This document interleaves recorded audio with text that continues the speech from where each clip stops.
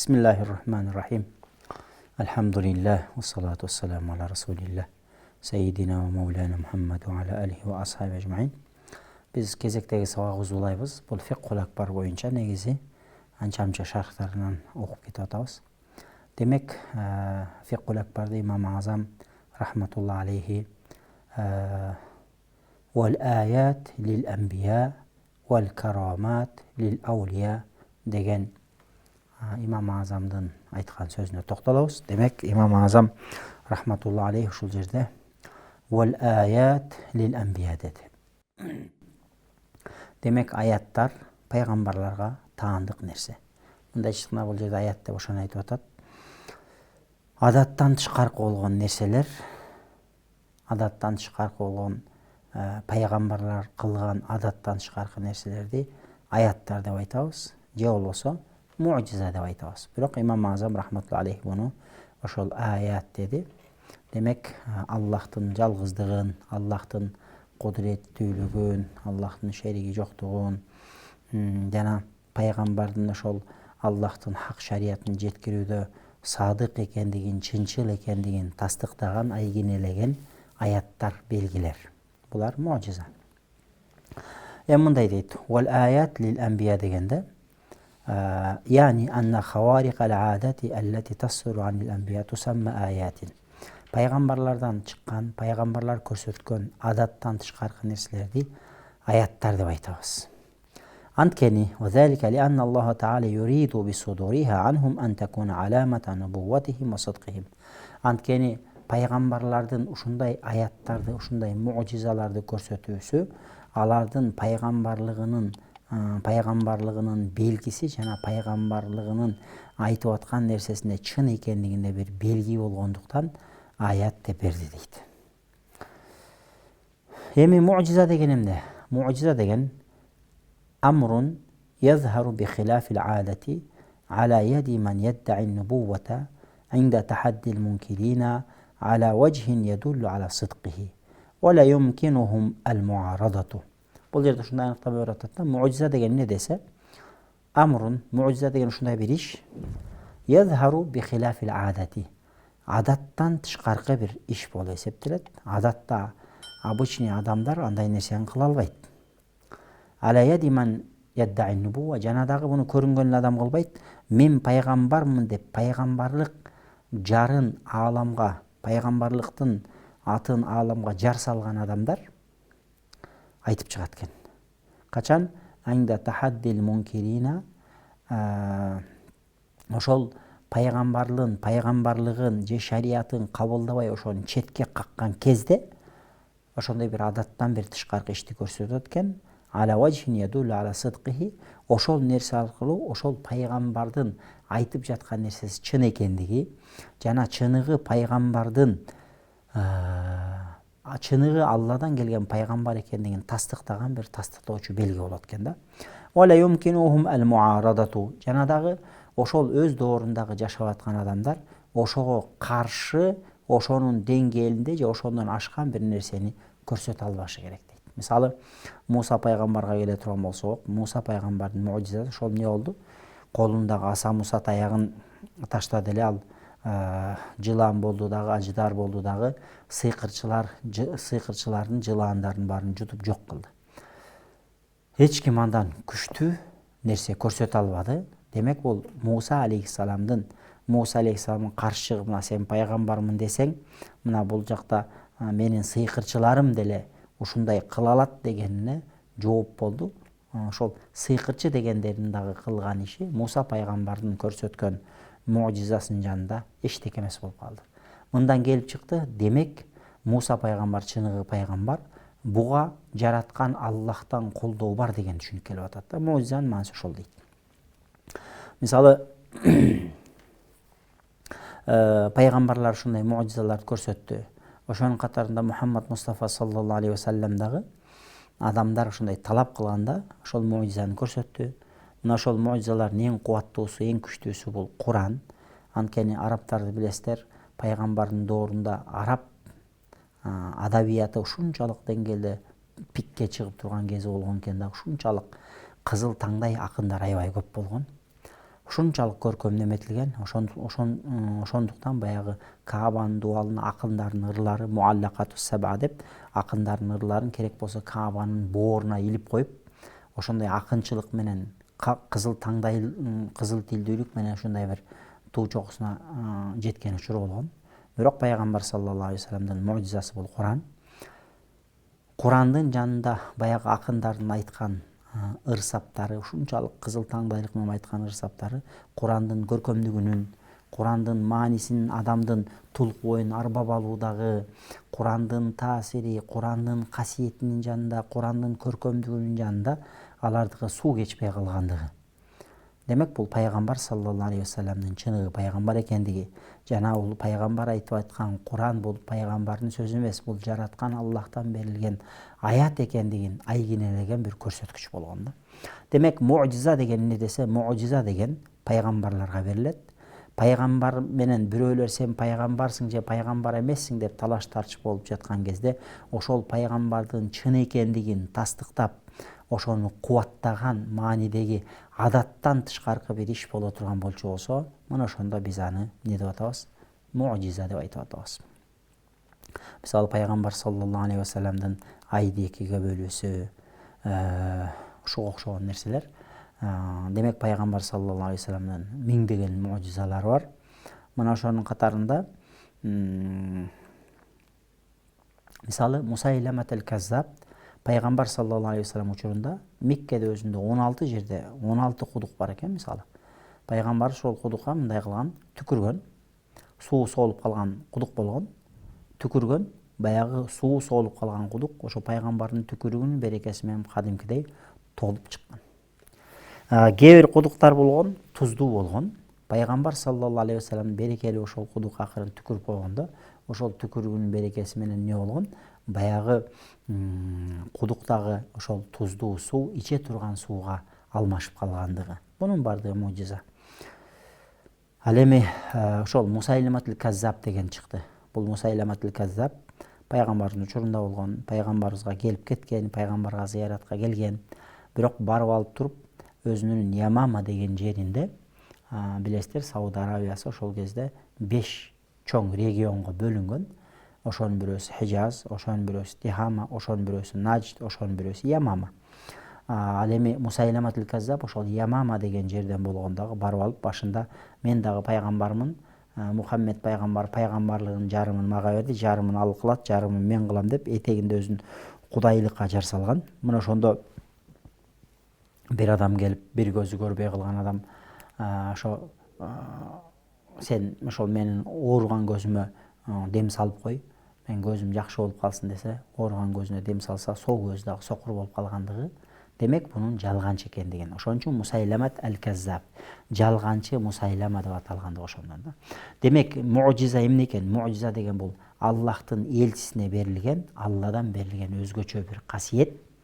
Ал чындыгында пайгамбардын чыныгы Аллахтан келген пайгамбар экендигин тастыктаган, өзгөчө ага каршы туруп сен пайгамбар эмессиң деп ага ар кандай каршылыктар билинген кезде, керек болсо мен пайгамбармын мынакей деп туруп, ошол адамдар, ошо каршы тургандар аны ага каршы туруп ошол нерсени жасай албай тургандай деңгээлдеги бир нерсени кылып коёсо, бул муъжиза болду. Ошон үчүн пайгамбар саллаллаху алейхи вассалам Куран түштү, Куранды окуду. Куранда бир эмес, биринчи аятта фаату би сурати мин мисли, мисалы, колуңардан келсе ошол Куран сыяктуу бир сүрө айтып чыккылачы деди. Алар ушунчалык динди, пайгамбарыбызды жек көргөн, ушунчалык жок кылгысы келген, жер менен жексен кылгысы келген, ушунчалык мат кылгысы келген, бирок эч кимиси Курандан көркөм болгон бир аяттагы айтып чыга албады.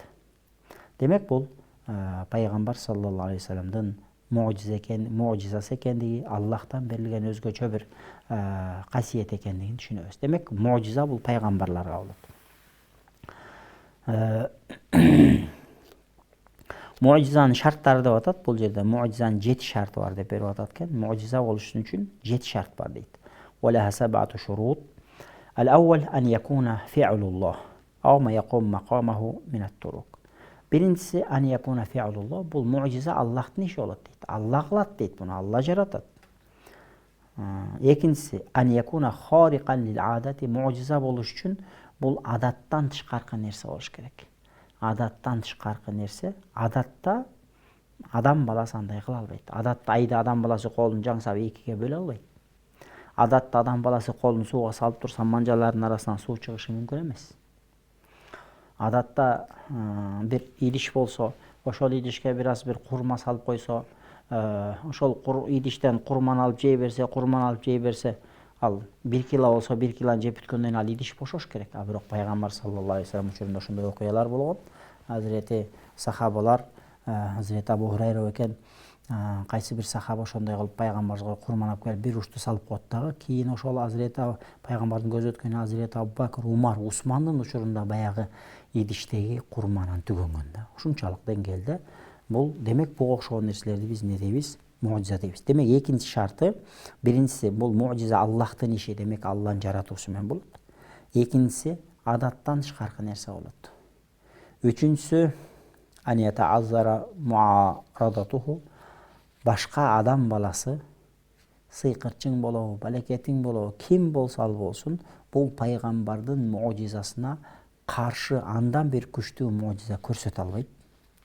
Төртүнчүсү ан якуна мақрунан бид'аван нубува. Төртүнчүсү ошол мен пайгамбармын деген адамдан болот бул дейт да. Бешинчиси ан якуна муафикан лид-даъва, ошол айтып аткан нерсесине муафык келиш керек. Мисалы, мен азыр айды 2 бөлөм десе 2ге бөлүш керек, бөлүнбөй калбаш керек. Же болбосо мен азыр могул көзүн айыктырам десе ошону айыктырыш керек. Мисалы, Иса пайгамбардын муъжизасы өлүктөрдү тирилтти мисалы да. Ушул сыяктуу баягы мен пайгамбармын, мен ушундай нерсени ишенбесиңер көрсөтөйүн, көргүлө дегенде ошол нерсесин көрсөткөн, ошого ылайык келген.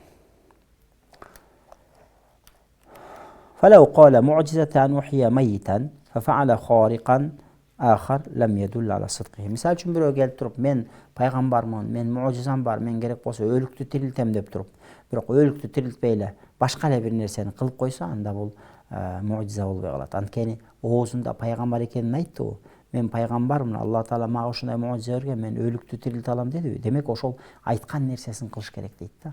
Айткан нерсесин кыла албай эле башка бир нерсени кылса, анда муъжиза болбой калат. Демек муъжизанын 5-шарты, 4-шарты, 5-шарты ушул болду. 6-шарты алла якуна маддааху ва азхараху муказзибан лаху. Жанадагы ошол көрсөткөн муъжизасы анын айткан нерсесин жалганга чыгарган болбош керек. Тетиринче ошол айткан нерсесин кубаттаган маанидеги муъжиза болуш керек. Мисалы үчүн минтип айтса дейт: "Фалау қала муъжизата ан антиқа хада зиба фа антаqa зибу факаззабаху лам ю'лам сидқуху." Мисалы үчүн бирөө келип айтты да: "Мен деген пайгамбармын, мен деген муъжизам бар. Мен керек болсо могул азыр карап тургалам, могул карышкырды сүйлөтөм" десе. Анан карышкырды кана сүйлө десе, карышкыр келип туруп, бул пайгамбар эмес, бул жалган айтып атат деп тетири сүйлөсө, анда бул да муъжиза эмес дейт да. Анткени муъжизанын бир шарты ошол айтып жаткан нерсеси, көрсөткөн нерсеси аны кубаттаган болушу керек дейт да. Ал эми 7-чиси болсо алла такунал муъжизату мутақаддиматан ала даъва бал муқаринатан лаху мутаахиратан анха би заманин ясирин я'таду мислуху.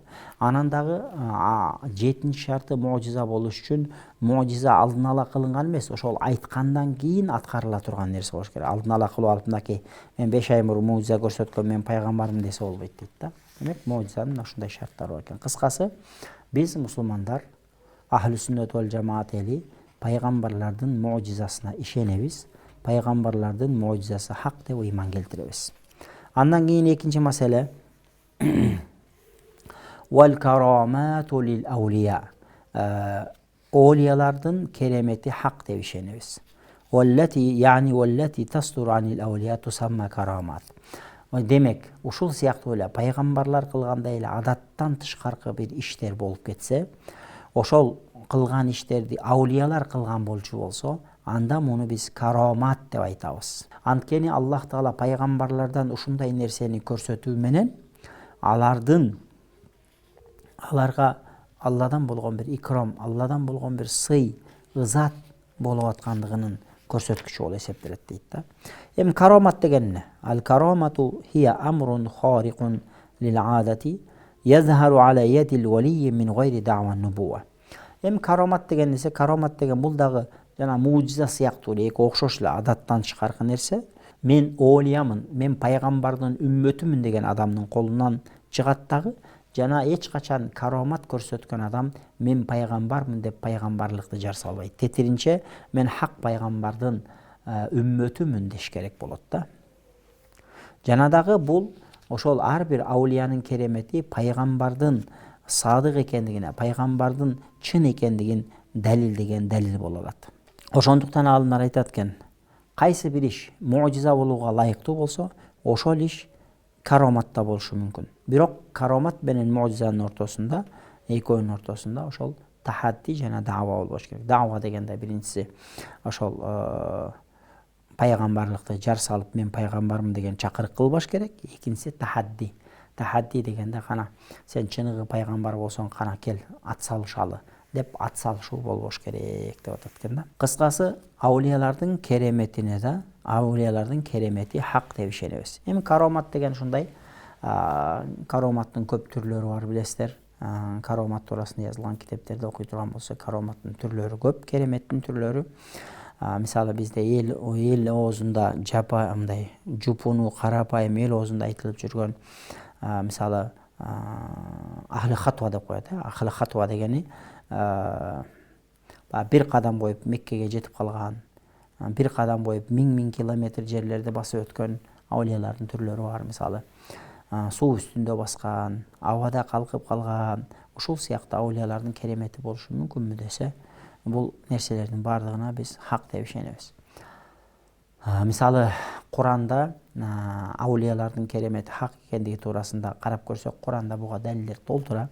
Мисалы Асхабул Каф окуясын карасак, баягы үңкүр ээлери, үңкүрдө уктап калган ошол адамдар, алар пайгамбарлар болгон эмес. Алар жөн эле Кудайдан корккон таква адамдар болгон. Аллах Таала аларды уктатып койду. Алар 309 жыл уктады. Фаздаду тисада Аллах Таала Куранда айтты. Демек 309 жыл. Демек булар кимдер? Булар Аллахтын достору. Демек булар аулиялар. Алла Таала буларды икрам кылды. Зулум падышанын зулумдугунан сактады дагы, кийин 309 жылдан кийин ойготуп койду. Кыяматка жер келе турган үммөткө Алла Тааларды үлгү кылып койду, сабак кылып койду. Кудайдан корккон таква адамдарды Алла Таала кандай учурда болбосун Алла Таала коргоп коет экендигине Куранда бизге айтып көргөзүп койду. Андан кийинки мужиза мисалы үчүн карай турган болсок, Мариям энебиздин Иса пайгамбарды төрөшү, бул деле өзүнчө бир керемет. Анан Иса пайгамбардын жана антип бешикте жатканда сүйлөшү мисалы, же болбосо Мариям энебизге Закария алейхиссалам кирип келгенде куллама дахала алейха Закария al-mihrab wajada indaha rizqa qala ya Maryam anna laki hadha qalat huwa min indillah inna Allaha yarzuqu man yasha bighayri hisab dedi. Ошол жерде Закария алейхиссалам Мариям энебиздин комнатасына кирип келсе, үйүндө ошо комнатасында кыштын күнү жайкы, жайдын күнү кышкы мөмө-чөмөлөр турат экен да. Закария алейхиссалам таң калып сурады: Мариям, бул сага каяктан деди эле. Ал Мариям энебиз qalat huwa min indillah inna Allaha yarzuqu man yasha bighayri hisab. Бул деген Аллахтан берилип атат. Алла Таала кимди кааласа эсепсиз ушундай өзүнүн жакшылыктарын берип коет экен деген ушул окуяны Алла Таала Куранда баяндады. Демек ушунун өзү ачык айкын далил болот. Демек Мариям энебиз аулия зат болгон жана Мариям энебизге бейиштен тамак келип турган. Демек бул адаттан тышкаркы нерсе. Адатта адам баласына бейиштен тамак келиши мүмкүн эмес. Бирок Мариям энебизге бейиштин тамагы келип тургандыгын Алла Таала Куранда баяндады. Демек Мариям энебиз пайгамбар болгондон кийин демек бул каромат болуп атат. Ошондуктан бул аулиялардын керемети хак деп ишенебиз. Бирок мусулмандардын максаты көпчүлүк учурда адам бала ушундай бир сырдуу дүйнөгө умтулуп, сырдуу дүйнөгө кызыгып, ошонун аркасынан сая түшүп, ошону кубалап, ошондой бир нерсеге деңгээлге жетип, керемет көрүү, керемет көрсөтүүнү максат тутуп алат экен адам баласы. Баягы биринчиден илиминин жоктугунан, экинчиден көкүрөктөгү ыймандын алсыздыгынан адам баласы кээ бир мусулмандарды карасаң ушул аулияларга ишенет, аулиялардын кереметине ишенет, бир-эки кереметин байкап калган, сезип калган дагы. Анан максаты ошол кереметтин аркасынан түшүп эле ошондон рахат алуу болуп калат да. Жок, андай болбош керек. Анткени негизги Алла Таала бизден керемет көрүүнү же керемет көрсөтүүнү талап кылбайт. Бул Алла Тааладан бизге ошол ыймандуу, өзгөчө өзүнүн досторуна, аулияларга берилген Аллахтын бир икрамы, сыйы деп билебиз. Бирок керемет көрүү же керемет көрсөтүү мусулмандын максаты болбош керек. Мусулмандын максаты истикаматта бекем болуу. Түз шариятты түз туура аткаруу. Кээ бир адамдар бар, керемет көрүшү мүмкүн, керемет көрсөтүшү мүмкүн. А бир адам бар, эч керемет көрбөйт, көрсөтө да албайт. Бирок ал шариятта түз туура, намазына бекем, ибадатына бекем. Ошол адам даражасы жогору болот. Керемет көрсөтүп атып, бирок кээде тиги бир Аллахтын өкүмүн туура эмес аткарып кое турган болсо, ал керемети аны кыяматта куткара албайт. Ошондуктан Алла сүйгөн, аулияларды сүйгөн жалпы мусулмандардын максаты керемет, албетте Алладан такып адамдарга берилген жакшы бир сый, бирок биздин максатыбыз ал болуш керек. Биздин максатыбыз истикамат, Алланын ыраазылыгына жетүү. Истикамат деген шариятты түз туура карманып жашап өтүү. Шарият бизден ошону талап кылат. Жараткан Аллах Таала бизден түз туура шариятта кандай көрсөтүлсө, ошондой жаша дейт. Кереметтин аркасынан кууп, кереметтин аркасынан сая түшпө дебейт шарият. Ошондуктан могул жерде мындай дейт, карасаңыздар, Кала Абу Али аль-Джаузажани рахимахуллах, кун талибан лил истикамати, ла талибан лил карама. Чоң авылым заттар айтып атат. Кун талибан лил истикамати. Сен колуңдан келсе истикаматтын аркасынан түшкөндөрдөн бол. Истикамат дегенде шариятты түз туура аткарууга аракет кыл. Ла талибан лил карама. Сен керемет көрүп же керемет көрсөтүүнүн аркасынан түшкөндөрдөн болбо. Фаинна нафсака мутахаррикатун фи талабил карамати ва раббука ятлубу минкал истикама. Анткени сенин нафсиң карамат көргүсү келип, ошонун аркасынан сая түшүп атат.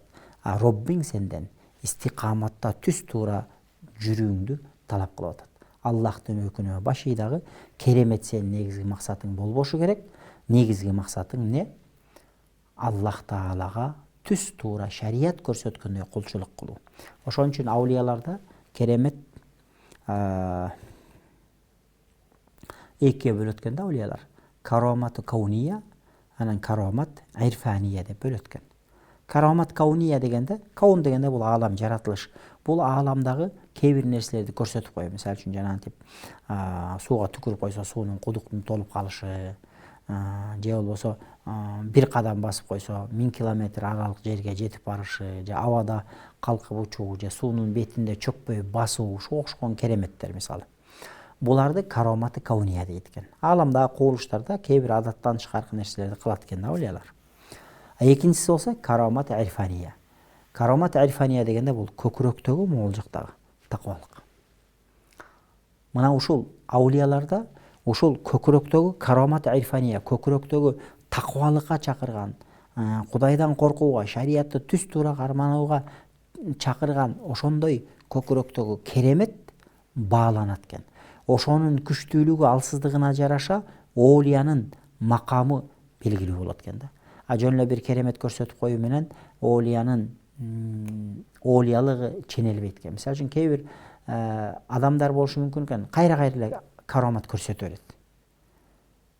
Ал анын күчтүүлүгүн көрсөтпөйт экен. Бир аулия бар, ал эч керемет көрсөтпөйт. Ал анын алсыздыгын түшүндүрбөйт экен да. Наоборотунча тетиринче болуп калышы мүмкүн экен.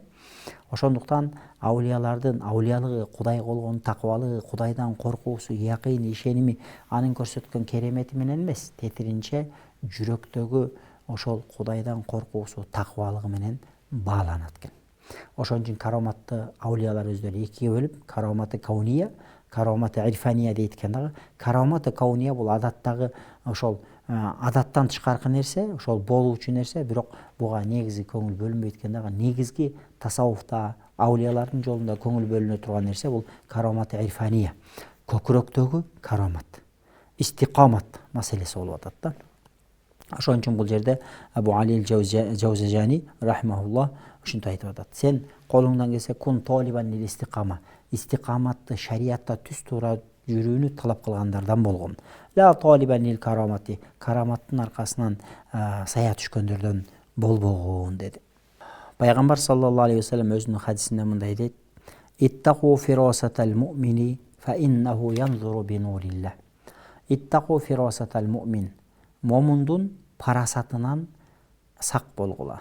Анткени ал Аллахтын нуру менен карайт деп пайгамбар саллаллаху алейхи вассалам хадисте айтты. Демек бул жерде ар бир момундун парасаты, анын назары ушундай болот экен, ал Аллахтын нуру менен карайт деди. Демек ушул жерде келип туруп башка дагы бир аяттарда, мисалы могул жерде аятта мындай деп келет экен да: "Инна фи залика ла аятин лил мутасаввимин" дегенде, бул жерде ошол парасаттуу адамдар үчүн чоң үлгүлөр бар деп атат. Инна фи залика ла аят, бул жерде аяттар бар, үлгүлөр бар. Кимдер үчүн десе, лил мутасаввимин дейт. Мутасаввимин дегенде мутафаррис, ошондой бир акылы курч, парасаты күчтүү адамдарга үлгүлөр бар деп атат. Эми ушул жерде пайгамбар саллаллаху алейхи вассалам айтты: момундун парасатынан этият болгула, анткени алар караганда Аллахтын нуру менен карайт деди. Демек бул адамдарга жараша болот экен, адамдын назары, кээ бир аулиялардын назары башкача болот экен. Ошондуктан парасатты аалымдар үчкө бөлөт экен да. Биринчиси фарасатун имания, экинчиси фараса риядия, үчүнчүсү фараса халкия. Фараса имания деген эмне десе, ыймандуу адамга берилген парасат. Ыймандуу адамга берилген парасат болот экен дагы. Канчалык такыбалыгы күчтүү болсо, ошол адамдын парасаты, сезүүсү, туюусу, кээ бир башка мусулмандар сезбеген нерсени сезип, туюп, аңдап, билип коюусу күчтүү болот экен. Ва сабабуха, мындай ыйман, фараса имания дейт, ыймандуу адамдын парасаты, ыймандуу адамга берилген, ыймандуу адамга дегенде көрүнгөн эле эмес, өзгөчө ыймандуу деген, Кудай сүйгөн аулияларга берилген парасат ушундай. Нурун яқдифухуллаху фи қалби абдихи. Бул бир нур болот дейт, Аллах Таала адамдын жүрөгүнө салып коет дейт. Ва хақиқатуха анна хатирун яхжиму алал қалб ва ясибу алейхи каусубил асади алал фариса. Бунун акыйкаты ушундай дейт, бул адамдын жүрөгүндөгү ойлорго ва арыстан өзүнүн тутуп алган нерсесине кандай чабуул койсо, бул жүрөктөгү ойлорго ошондой чабуул коет экен дагы, жүрөгүндөгү ойду өзгөртөт экен, могу момдай деп туруп ой салып турат экен. Бул парасат, ошол нерсе анан дал чыгат экен. Анткени бул Аллах салып койгон көкүрөккө такыбалыктан пайда болгон бул нур болот экен дагы. Ошол нерсе аркылуу анан адам баласы кээ бир башка мусулмандар сезбеген, туйбаган, билбеген нерсени сезип баштайт экен. Wa minha ishtiqaquha wa hadhihi al-firasa ala hasabi quwwati al-iman. Ошондуктан бул фарасат дагы ушул нерседен чыккан, фариса деген сөздөн чыккан. Фариса дегенде мындай баягы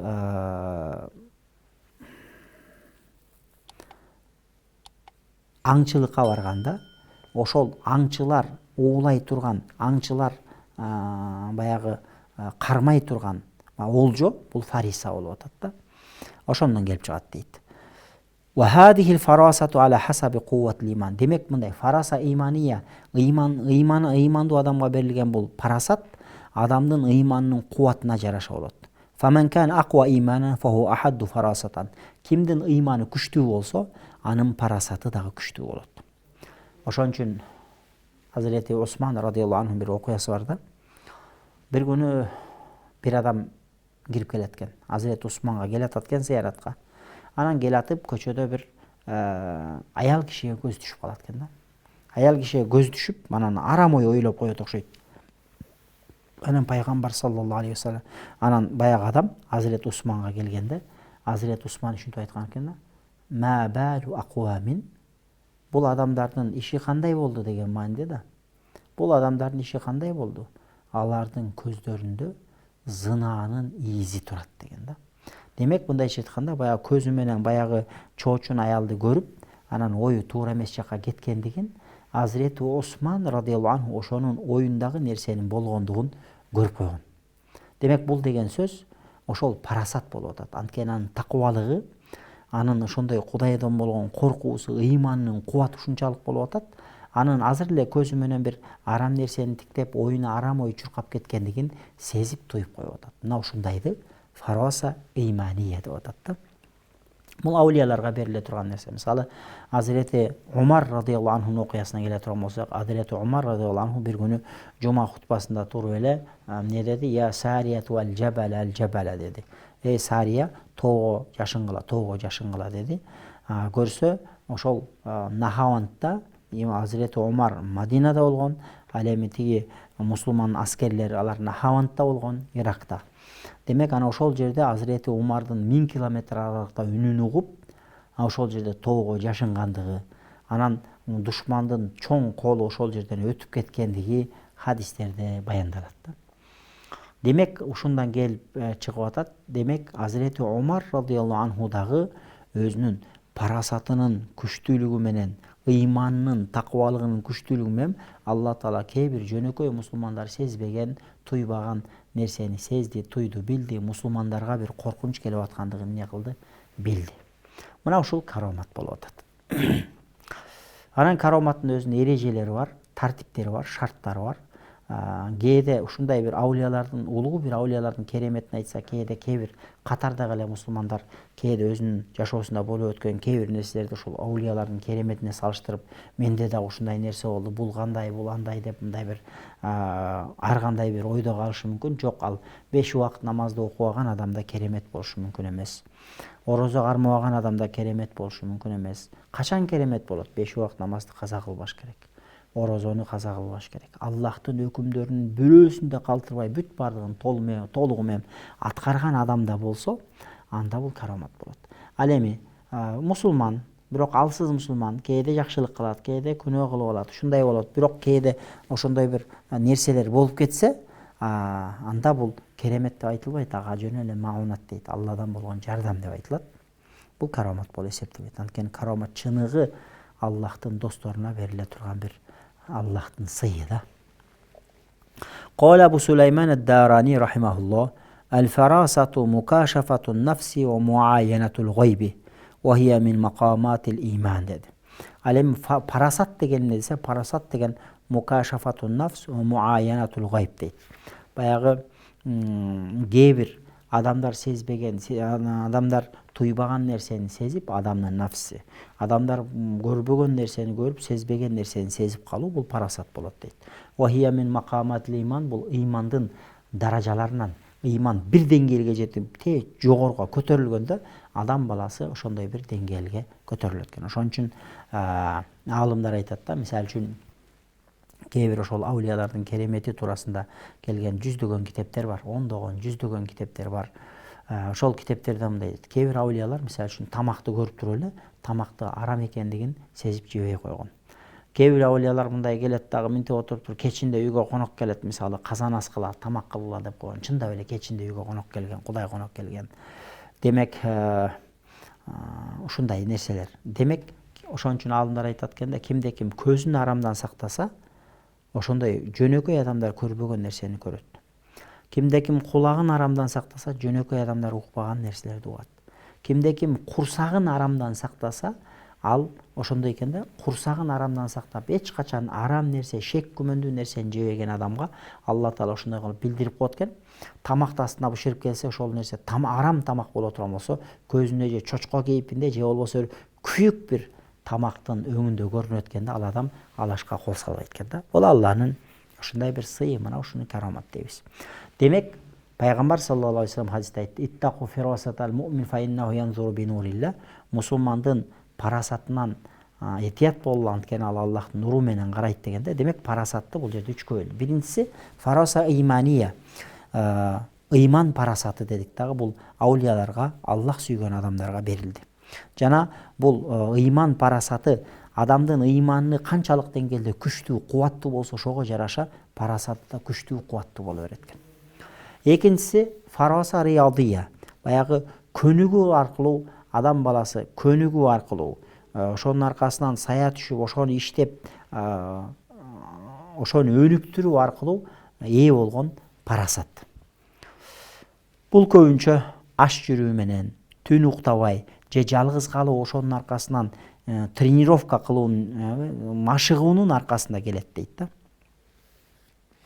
Анткени адам нафсисин ар кандай тоскоол кыла турган, алакты кыла турган нерселерден бошонгондо, ал анда ошондой бир парасат баам парасат ачылат экен да.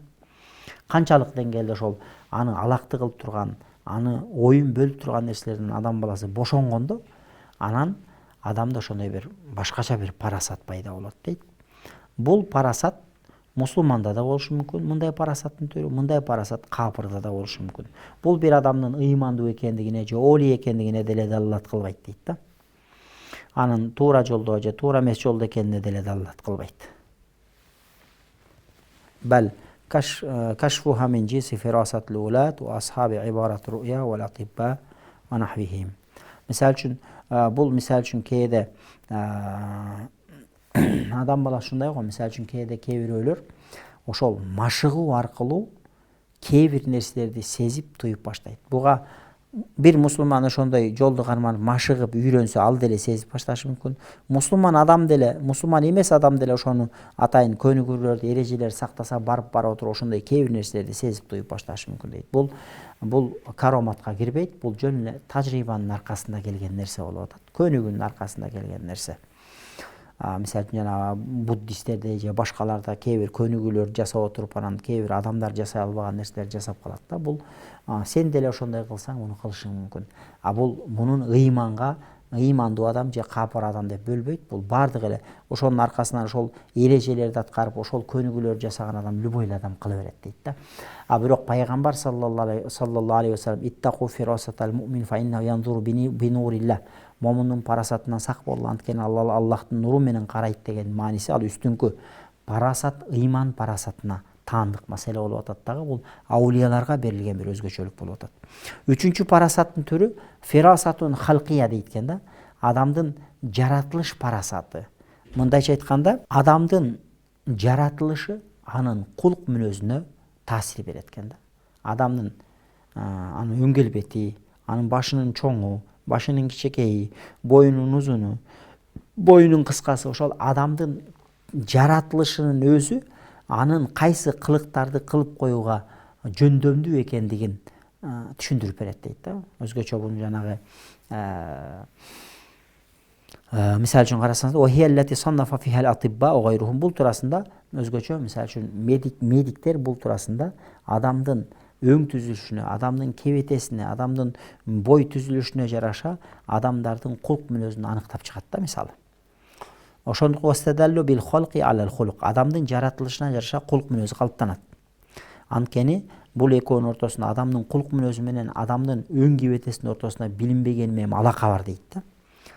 Мисалы кандай десе, эгерде кимдин башы ушунчалык деңгээлде кичикей болсо, адаттан чыкаркы деңгээлде башы кичикей болсо, анын акылы кем экендигине, акылы азыраак экендигине далалат кылат дейт. Канчалык деңгээлде адамдын башы чоң болсо, ошончолук акылы күчтүү экендигине далалат кылат дейт. Анан да кимдин көкүрөгү жайык болсо, көкүрөгү кенен болсо, анын кулк мүнөзү жакшы экендигине далалат кылат дейт.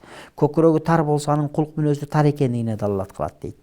Ошол сыяктуу эле көздүн кичинекей, көздүн жылчыктыгы же көздүн бакырайгандыгы да адамдын мүнөзүнө далалат кылат экен да. Демек, мындай нерселерди фирасат халкия деп туруп, кыскасы бул жерде аалымдар парасатты үчкө бөлдү. Ыйман парасаты, риядат парасаты, халк парасаты. Ыйман парасаты деп бул ыймандуу адамдарга, өзгөчө аулияларга бериле турган бул парасат болду.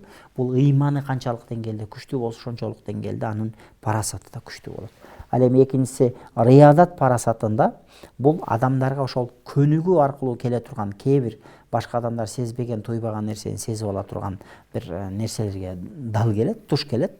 Мына ошол бул риядат аркылуу же көнүгүү аркылуу же болбосо тажрыйба аркылуу. Мисалы үчүн кээ бир учурда кээ бир адамдар же тааптар же болбосо любой эле кесиптин ээлери кээ бир нерсени тажрыйбадан өткөрөт.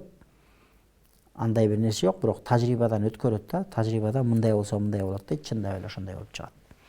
Үчүнчүсү фараса халкия, халк парасаты, мындайча айтканда, адамдын өң түзүлүшү кебетесине жараша анын кулк мүнөзүн, анын характерин аныктаса болот экен. Ошентип парасатты аалымдар не кылды? Үчкө бөлүп карады. Демек, биз ахли сүннөт вал жамаат пайгамбарлардын муъжизаларына ишенебиз, муъжизаларды инкар кылбайбыз. жана олиялардын кереметтерине де ишенебиз. Ал кереметти инкар кылып четке какпайбыз.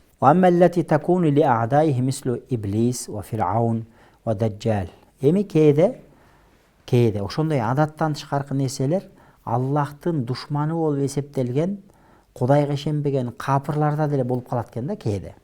Мисалы иблисте. Иблис мисалы үчүн көз ачып жумгуча күн батыш күн чыгышка барып келет экен мисалы. Фир'аунга Алла Таала ушундай өзгөчөлүктү берген, Нилди токтотса токтогон, актес аккан. Даджал мисалы пайгамбар саллаллаху алейхи вассалам хадисте айткандай, Даджал мисалы үчүн керек болсо адамды өлдөсө өлөткөн, кайра тирилдесе тирилеткен. Адамдардын көзүнө көрсөтөт да. Бул адаттан тышкаркы нерсе. Бирок булар пайгамбарлар эмес. Бирок булар аулиялар эмес, пайгамбардын динин карманбайт. Бирок буларга да Алла Таала ошол пайгамбарга, аулияларга берген адаттан тышкаркы нерселерди берип койду. Бул эмне үчүн десе, буну мындайларды, бул Алланын душмандарына, дин душмандарына берилген ушундай кээ бир адаттан тышкаркы нерселерди керемет деп да атабайбыз, муъжиза деп да атабайбыз. Биз буларды Имам Азам айткан бул жерде кодой хажат дейт. Булардын жөн эле Алла Таала дүйнөдөгү муктаждыгын бүтүрүп атат, акыретте бирок жазасын эселейт дейт да. Же болбосо аалымдар айткандай истидраж дейт. Истидраж деген Алла Таала кээ бир адамдардын капырлыгы күчөгөндө дагы кыяматта азабын күчөтүш үчүн каалаган, сураганын бул дүйнөдө берип коет экен дагы. Бирок муну истидраж дейбиз. Алла Таала кыяматта анын бул дүйнөдө даражасын көтөрүп коет да, бирок кыяматта ошого жараша жазалайт экен да. Ошону айтайын деп атат Имам Азам рахматулла алейхи, эми кээ бир ушундай адаттан тышкаркы нерселерди Аллахтын душманы болуп эсептелген дерде ушундай нерсе болуп калса, мисалы иблис ошондой нерсени кылса, Фир'аундун ошондой нерселерди кылуусу, Даджалдын ошондой нерселерди кылуусу, фамаруя фил ахбар, хадистерде келгендей, аннаху кана ва якуну лахум, мындайлар буга жерде болуп келген, мындан кийин да боло берет. Бирок ла нусаммиха аятин ва ла карамат. Мындай Аллахтын душмандарынын, дин душмандарынын ушундай адаттан тышкаркы бир нерселерди көрсөтүп калса, мындайларды биз аят деп да айтпайбыз, муъжиза деп да айтпайбыз, керемет деп да айтпайбыз. Валакин нусаммиха кадаа хажатихим, жөн эле ала кадай хажат деп айтабыз. Мындайча айтканда, Алла Таалалардын жөн эле бир муктаждыгын, бул жашоодо муктаждыгын бүтүрдү деп айтабыз. Бирок кыяматта Алла Таала ошонун сурагын алат. Туура эмес иш кылса, ошого жооп берет кыяматта. وذلك لأن الله تعالى يقضي حاجة أعدائه استدراجا لهم. Анткени Аллах Таала Аллахка душман болгондордун дагы муктаждыктарын бул жашоодо бүтүрө берет. Истидражан лахум, алардын бул дүйнөдө даражасын көтөрөт. Уқубатан лахум, кыяматта алардын азапташ үчүн. Фаягтаруна бихи, ошондуктан алар бул дүйнөдө Алла берип койгон ошондой өзгөчөлүктөр менен алар алданып калат. Ваяздадуна тугьяна ва куфра, алар адашууда, куфурлукта дагы чектен ашат.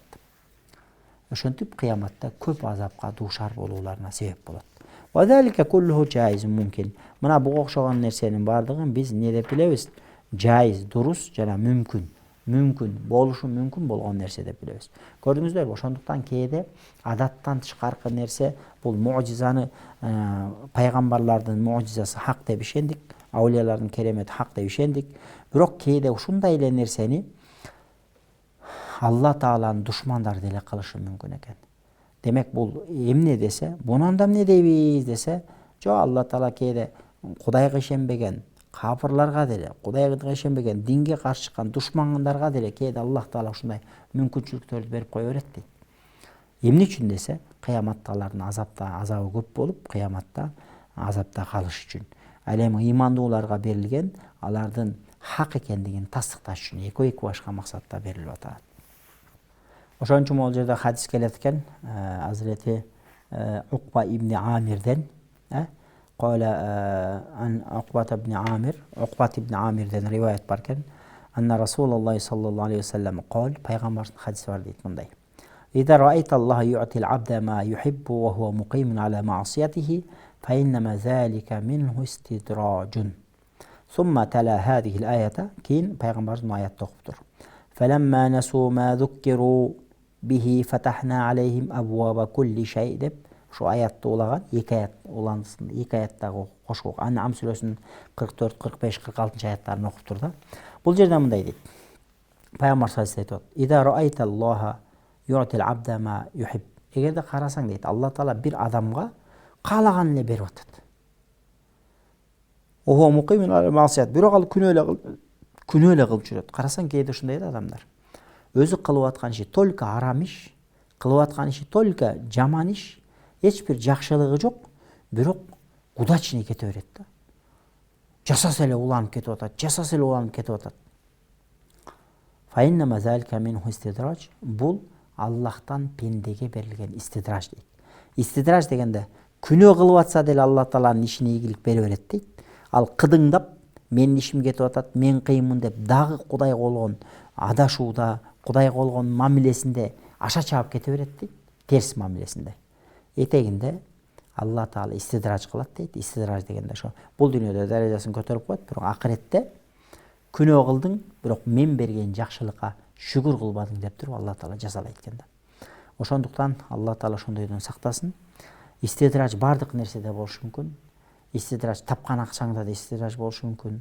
Кээде алган илимде да истидраж болуп калышы мүмкүн экен. Ошондуктан Алла Таала өзүбүздү таквалардан кылсын, кетирген ката кемчилик күнөөлөрүбүздү Кудайым өзү кечирсин.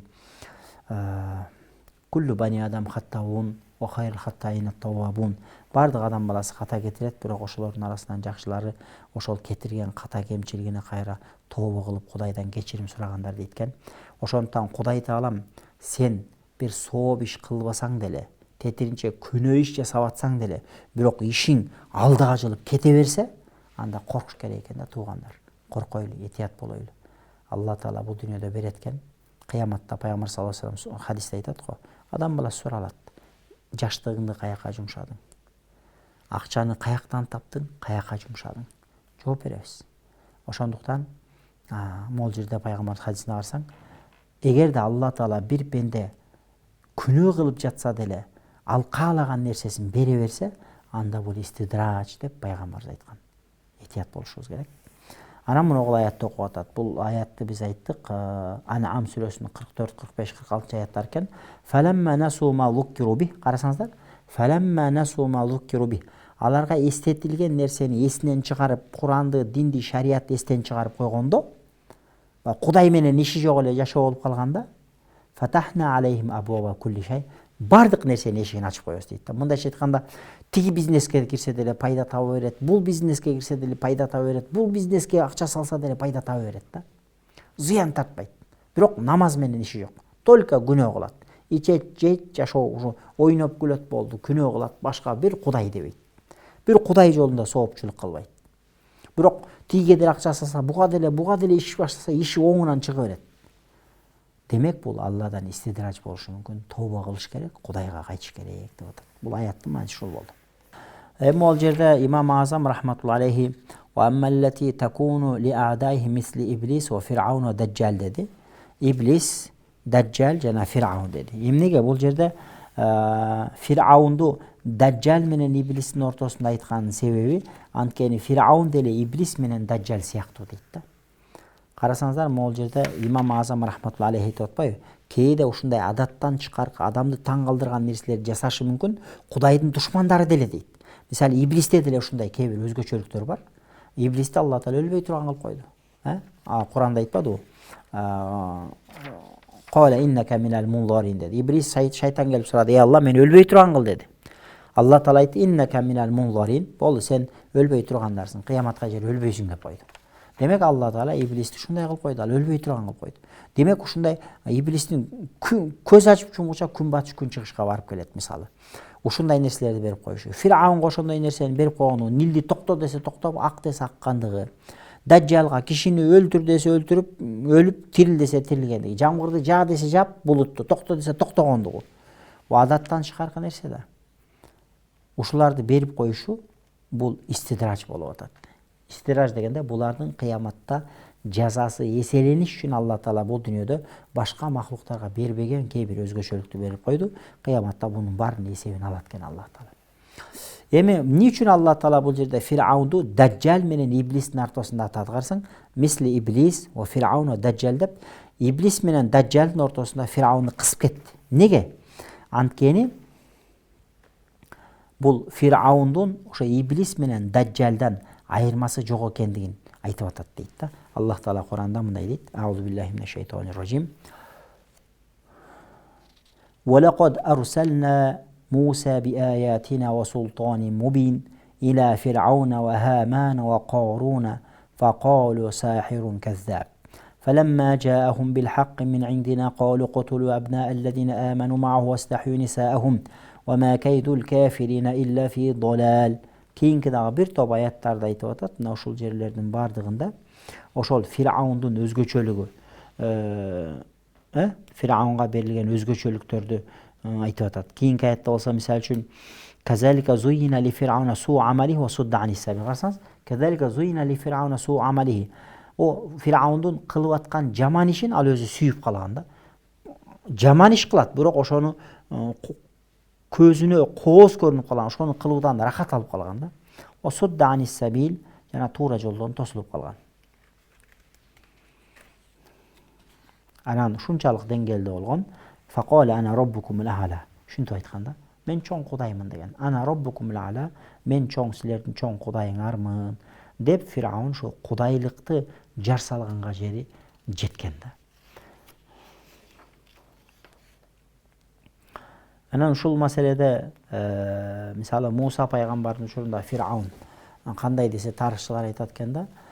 Бул Муса пайгамбар биринчи баягы адамды кокустан өлтүрүп алып баягы Мадиянга чыгып кетет го. Ошо Мадиянга чыгып кеткенде Мысыр жергесинен. Ошондогу Фир'аун бул Рамсис ас-Сани деген болгон. Ошол Рамсис ас-Сани болгон дейт тарыхчылар. Ал эми Мадияндан кайра 8 жылдан баягы үйлөнүп Шуайб алейхисаламдын кызын алып анан кайра келгенден кийин баягы Фир'аун кубалап, анан баягы деңиз ачылып, деңиздин ортосуна кирип кетип, Муса алейхисалам анан Фир'аунун аскери чөгүп кеткен. Бул ошол тиги Рамсис ас-Санинин баласы Минфинитах деген баласы болгон деп тарыхчылар ошону айтат экен. Экөө эки башка Фир'аун болгон, бирок экөөнү тең Алла Таала ошондой кылган, эмне Аллахтын досторуна каршы чыккан, мен кудаймын деген нерсени чакырган. Демек бунун бардыгы истидраж дейт.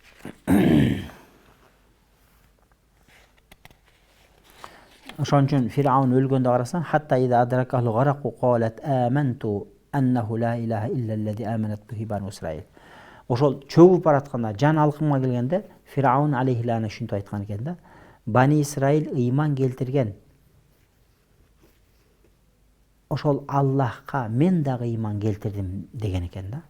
Бирок Алла Таала ал учурда адамдын ыйманы кабыл болбой турган учур болгон.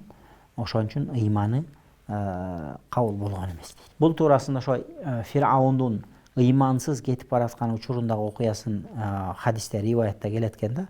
Кол ибн Аббас радhiyallahu anhuma inna nabiyya sallallahu aleyhi ve sellem кол. Бул туурасында пайгамбарыбыз мынтип айткан дейт. Кала Жибрил алейхиссалам я Мухаммад лау раайтуни ана ахузу мин халил бахри ахшу фиhi.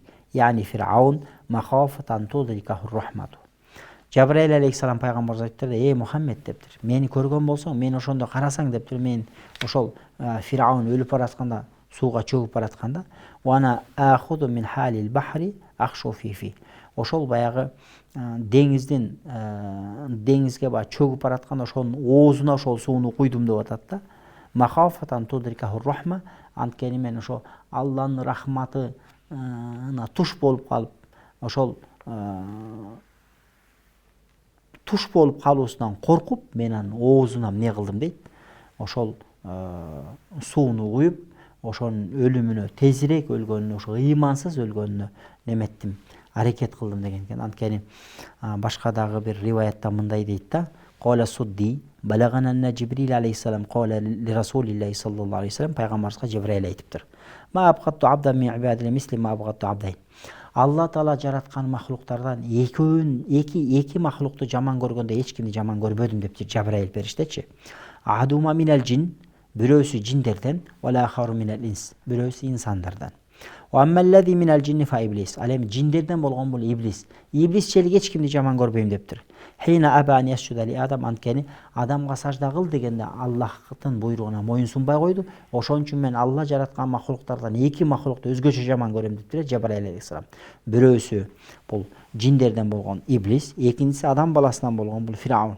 Лау раайтани я Мухаммаду ва ана آخذ من حال البحر فأدسه فيه مخافة أن يقول كلمة ينجو بها.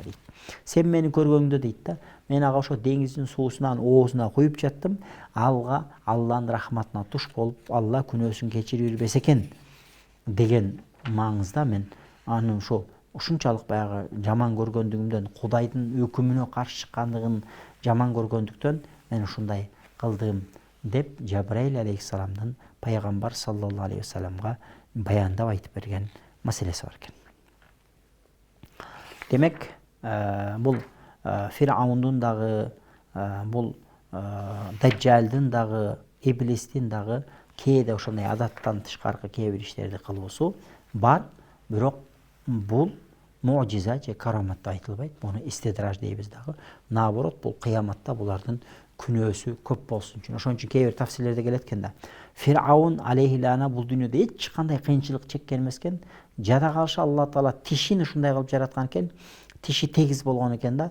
Тишинин арасына этти кылып, ошол этти дагы чыгарып кыйналган эмес экен да. Фираун алейхиланага Алла Таала ушунчалык бул дүйнөдө даражасын көтөрүп койгон. Эч качан зыян көргөн эмес экен да. Эч качан бир кыйынчылык көргөн эмес. Жада калса ашканасында бир дагы идиш аяк сынбаптыр да. Жоготууга эч учураган эмес. Только киреше кирип турган, бирок ошондо дагы жараткан Аллага шүкүр деген эмес да. Андан Имам Азам сөзүн улап атат.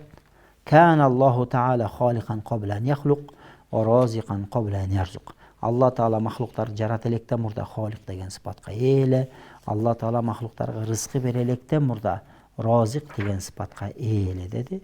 Бул жерде буга жерде айтылып өткөн, бул жерде дагы ошо Аллахтын жаратуучу экендигин, Аллахтын разык экендигин дагы бир жолу Имам Азам рахматуллахи алейхи бекемдеп айтып аткандагы чагы.